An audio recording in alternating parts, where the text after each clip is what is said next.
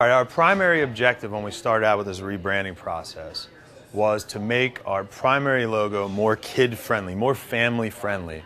Affordable family entertainment is first and foremost what we talk about more than anything else. And we just felt like the Phils mark, which was just a word, just did not speak to children. So we went through just hundreds of different iconic ideas, things we could jam into the Reading Phillies name that would appeal to kids. And quite frankly, we just struck out.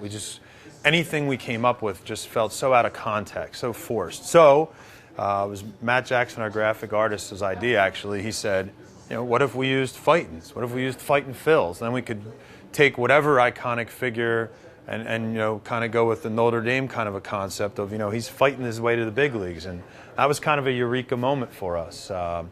We had talked about the ostrich and sort of the funness of the ostrich because of the hot dog vendor, and sort of the play on it's indigenous to Reading now because it's been here for 10 years. So lo and behold, we took the ostrich, we put the Dukes up kind of a thing, and Fightin Phils was born. And as a result of that, we ended up with the Fightin Phils with the ostrich. The next thing we set out to do was approach the uniforms. The first uniform, of course, we discussed was our primary home uniform. What is the uniform that the team will wear most often at home that represents our franchise? Other than the kid-friendly family element, the next most important thing in sort of our hierarchy of variables is our relationship with the Phillies, longest affiliation in all of minor league baseball.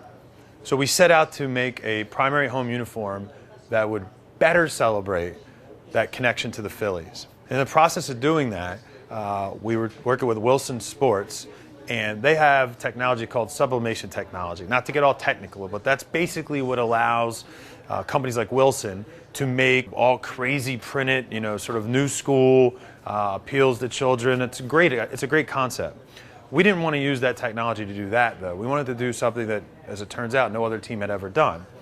Again, Matt Jackson, our graphic artist, pointed out to us, hey, take a look at these 1950 Phillies Whiz Kids uniforms, the ones Richie Ashburn wore.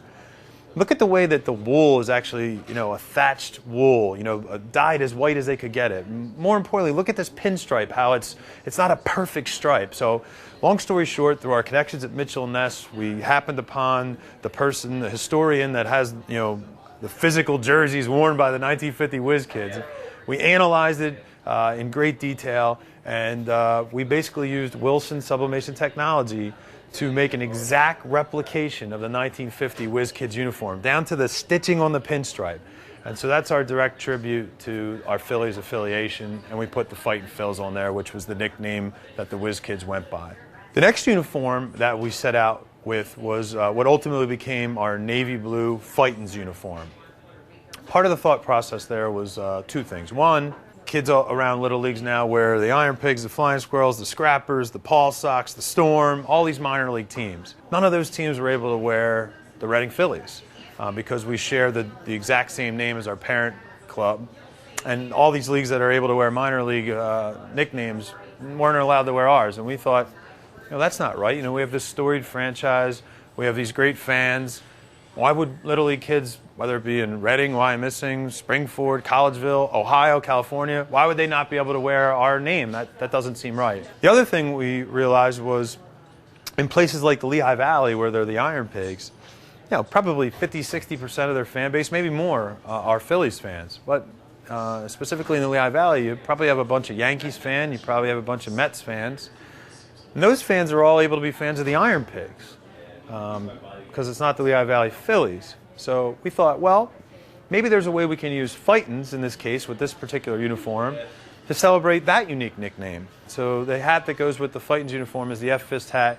That's a uniform that's meant to speak to, as I said, those Little League teams, and also to fans that maybe the Philadelphia Phillies aren't their favorite Major League team, and maybe when they come here they want to buy something that says Fightins, and they want to have the F-Fist hat.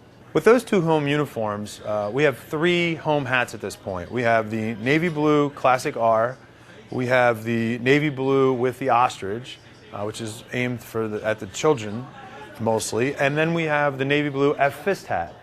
Our thought process there was, that's our home game cap, a full navy blue 5950 New Era hat, light navy in color, that's our home game cap. But it has three different logos on the front. And that's because we tried to break our fan base into maybe three demographics. One, the classic feathered R. You know, for years our franchise has had an R logoed hat with an R on the front. This is our current generation of that R. It's a feathered R. Red in color on a Navy hat on purpose. That's sort of a tribute even back to the Reading Indians days, where Navy and red were the primary colors, in even a much more overt way than over the last several years. The second hat, the hat that sort of speaks to the middle of the masses there, is the F Fist hat. That's the hat that's meant to appeal to the most people. And then the third hat is the ostrich hat. Again, on a Navy base, but with the ostrich. And that's aimed at the youngest of our demographic.